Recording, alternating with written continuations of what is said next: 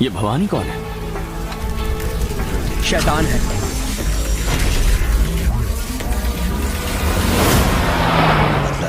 तुम्हें 2 मिनट का वक्त देता हूँ, हो सके तो मुझे मारकर।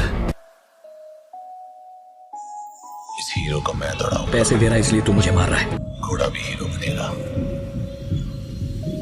पैसे भी वो लगाएगा। उन बच्चों को मारकर उन्हें फांसी पर लटकाया, मैं उसी दिन मर गया था। मुंबई शहर में। Hello friends, welcome to Bollygraph studios और मैं दीपनैन लेकर आई हूँ फिल्म मास्टर से जुड़े कई सारे इंटरेस्टिंग फैक्ट्स। तो चलिए देर किस बात की।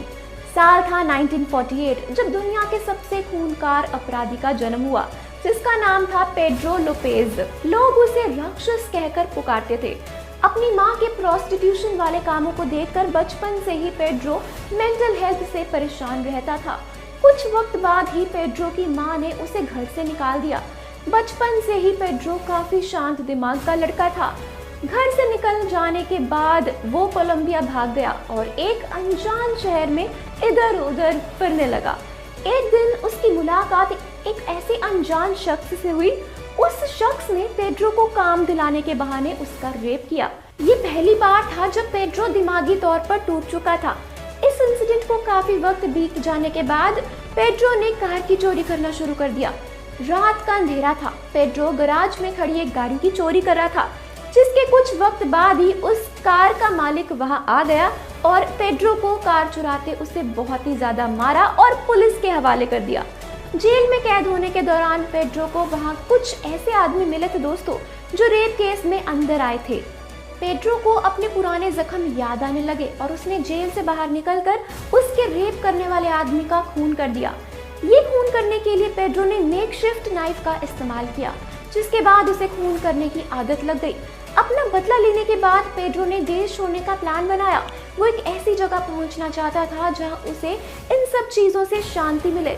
जिसके बाद वो पेरू चला गया, लेकिन वहां भी पेड्रो की आदत ने उसका पीछा नहीं छोड़ा। उसे मर्डर करने में मजा आने लगा और उसने सबसे पहले अपना निशाना बनाया गरीब परिवार की लड़कियों को। पेड्रो चाहता था कि उस पर किसी को शक न हो, इसलिए एक दिन उसने एक सेल्समैन को देखा जो धूप में इधर उधर भटक रहा था और यहीं से पेड्रो को अपने काम को अंजाम देने का आइडिया मिला। अगले दिन पेड्रो ने एक सेल्समैन का हुलिया लिया और शहर के उस एरिया में पहुंच गया जहां छोटी छोटी बच्चियों की गिनती काफी ज्यादा थी। वो एक बच्ची के पास गया और उससे रास्ते पूछने के बहाने उसे उठा के ले गया। ऐसा करते करते पेड्रो ने 100 से भी ज्यादा लड़कियों का खून कर दिया। और इसके अलावा पेड्रो जब भी लड़कियों को उठाकर लाता था तो किसी को ऐसे ही चाकू मार देता था, तो किसी का रेप करने के बाद उनका खून करता था। पुलिस लड़कियों में गायब होने से परेशान होने लगी। 1978 में कुछ लोगों ने पेड्रो को एक बच्ची का किडनैप करते हुए पकड़ लिया, लेकिन जल्द ही वो उनके चंगुल से बचकर भाग निकला। साल था 1980 जब कोलंबिया में बाढ़ आई और इस बाढ़ की वजह से कई सारे लोगों के कंकाल एक साथ बरामद हुए। अचानक मिले कंकालों ने पुलिस की परेशानी को काफी बढ़ा दिया था और पुलिस ने खूनी को पकड़ने के लिए काफी ज्यादा जाल फैलाने भी शुरू कर दिए थे। एक वो दिन भी आया जब पेड्रो किडनैपिंग करते हुए पुलिस की गिरफ्त में आ गया। पूछताछ शुरू हुई। पेड्रो ने पुलिस को बताया कि उसने अब तक 200 लड़कियां और 360 लोगों का खून किया है। पुलिस की हैरानी तब बढ़ गई दोस्तों जब पेड्रो ने उन्हें ये बताया कि उसने किस किस लड़की को कहां-कहां दफनाया है। पेड्रो ने कोर्ट के सामने अपने बयान में ये कहा है कि वो नहीं चाहता था कि छोटी बच्चियां गरीबी में जिए, इसीलिए उन्हें मार दिया। पेड्रो उन्हें डॉल कहकर बुलाता था। वो जब भी एक खून करता था तो खुद को भगवान समझता था। पेड्रो हमेशा ही चाहता था कि उसका नाम हिस्ट्री की बुक्स में मौजूद रहे, इसलिए उसने इन सब कामों को अंजाम दिया। कोर्ट ने पेड्रो को सजा सुनाई। अपने कम वक्त में अच्छे कामों की वजह से उसे 1994 में रिहाई मिल गई, लेकिन जल्द ही एक बार फिर पुलिस ने उसे अरेस्ट कर लिया। इस बार उसका आरोप था एक घुसपैठ का।